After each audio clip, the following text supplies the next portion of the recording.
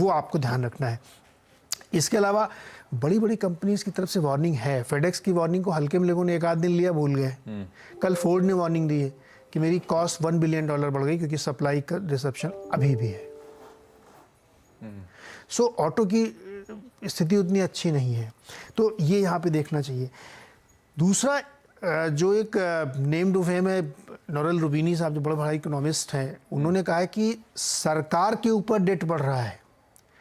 जब आप ब्याज दरें नहीं बढ़ा रहे हैं और उस तरीके से दिक्कत में नहीं डालना चाहते हैं अपनी कंट्री को, तो गवर्नमेंट स्पेंडिंग कर रही है। यूएस जबरदस्त स्पेंडिंग कर रहा है ना। आपको याद होगा कि इन्फ्लेशन कंट्रोल बिल लाया था जिसमें बहुत पैसा खर्च करेंगे, रोकना चाहते थे। हाँ। इंफ्रास्ट्रक्चर पे बहुत पैसा खर्च करेंगे, ग्रीन एनर्जी पे करेंगे, इंसेंटिवाइज करेंगे। तो ये पैसा कहाँ से आएगा? Government debt. तो बोला गवर्नमेंट डेट का बबल पूरी दुनिया में है, तो आप नहीं ले रहे हैं तो गवर्नमेंट ले रही डेट, बट कहीं ना कहीं तो कोई ना कोई बबल बना रहा है डेट का। तो उनका ऐसा मानना है, हालांकि मैं डराने के लिए नहीं बोल रहा, लेकिन उन्होंने बोला इसलिए बता दे रहा हूँ कि ये जो डेट है ये मुश्किल करेगा और यूएस मार्केट में 40% के करेक्शन हो सकते हैं, रिसेशन आएगा तो। और जेमी डिमॉन साहब कह रहे हैं रिसेशन की तैयारी कर लो। क्या जेपी मॉर्गन के चेयरमैन और सीईओ, यस, वो कह रहे हैं यूएस में रिसेशन आना है, हार्ड या सॉफ्ट वो अलग कहानी, रिसेशन की तैयारी। रिसेशन अब यहाँ पे पावेल साहब की दिक्कत बढ़ गई। हार्ड लाएं कि सॉफ्ट लाएं, क्या लाएं, लेकिन लाना तो पड़ेगा। नोरेल रूबिनी जी वो हैं जिन्होंने 2008 में हाउसिंग क्राइसिस की भविष्यवाणी की थी, तो इसलिए उनको लोग थोड़ा रिगार्ड करते मानते हैं उनको कि अच्छा ये बात हो सकता है बहुत समझ बूझ के बोलते हो।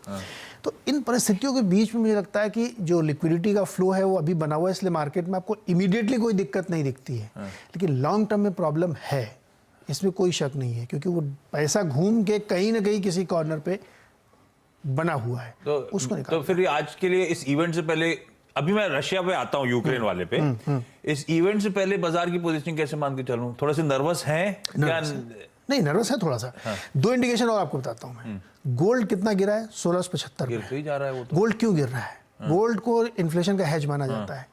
अगर हमको ये अंदाजा हो जाए कि फेड बहुत जबरदस्त तरीके से ब्याज दर बढ़ा के गिराएगा इन्फ्लेशन को, तो गोल्ड गिर जाएगा ना अपने आप। गोल्ड की चमक फीकी पड़ती चली जाएगी। पड़ गई, तो क्या गोल्ड से इंडिकेशन लेना चाहिए? बॉन्ड यील्ड 2 साल वाला 4% के आसपास है, और वो डॉलर इंडेक्स वापस 110 के ऊपर चला गया। वो 110, और 10 साल वाली बॉन्ड यील्ड भी 3.6 पे है। तो अगर आप बॉन्ड यील्ड और गोल्ड से क्यों ले रहे हैं, तो ये मानिए वो 1% बढ़ाने वाले हैं। लेकिन मार्केट में फिर दोबारा कर रहा हूँ 75 डिस्काउंट, इसके ऊपर आता तो सरप्राइज और कमेंट्री पे ध्यान रहेगा। तो लार्जली एक्सपेक्टेड है 75 बेसिस, और लास्ट पोल जो आया था वो भी 84-85% पार्टिसिपेंट्स 75 बेसिस पॉइंट, बचे हुए जो हैं वो 100 बेसिस पॉइंट की तरफ मूव कर गए। तो अभी भी वो अगर 100 बेसिस पॉइंट का अनाउंसमेंट शाम को आ गया तो स्ट्रीट के लिए एक नेगेटिव सरप्राइज होगा। ये बात अलग है कि मोमेंटम स्ट्रांग है तो वो अपने स्ट्राइड में ले लें, इवेंट को ऐसी डाइजेस्ट करें, वो अलग कहानी, नेगेटिव सरप्राइज है। दूसरी दिक्कत हो सकती है जेरेमी पावेल साहब की कमेंट्री। सरप्राइज बड़ा जो आना है सब वही मान के चल रहे हैं। पता है आप थे जब वो जैक्सन होल में उनकी स्पीच, चले गए थे आप? मैं घर पे था, लेकिन 8 मिनट की स्पीच, पहली बार रिकॉर्ड में इतनी छोटी किसी सेंट्रल बैंकर की स्पीच होगी। 8 मिनट में जितना बोले जिंदगी में किसी ने इतना डराया नहीं होगा। तो लोग कहने लगे शॉर्ट और क्रिस्प और टू द पॉइंट हो चुके हैं। वो शायद आज शाम की स्पीच भी वैसे ही उतने ही कड़े अंदाज में होने वाली है। तो अब वो उसके आगे की कमेंट्री क्या होने वाली, क्योंकि जो कर रहे हैं उससे डर नहीं है, जो करेंगे या कर सकते हैं उससे ज्यादा डर है। तो स्पीच को जरा क्लोजली वॉच आउट करिएगा। खैर, ये तो हो गया आज शाम के इवेंट। जब हम लोग कल सुबह चर्चा कर रहे होंगे तो थ्रेडबेयर इस पे डिस्कशन करते जाएंगे। पर रशिया और यूक्रेन, ये मामला कुछ अजीब सा जा रहा है अब। अपडेट्स क्या है पहले तो